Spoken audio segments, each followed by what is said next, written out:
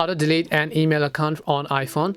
Hi everyone, welcome back to our channel How to Geek. So in today's video I'll simply guide you on how you can actually delete an email account from your iPhone. So you simply want to make sure to watch the video till the end.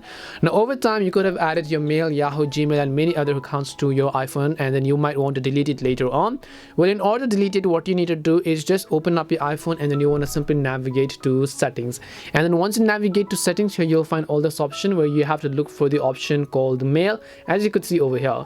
So once you go to mail, you have to simply go to the option called account over here, and then once you go to account, here you'll be able to see a list of email accounts that are added.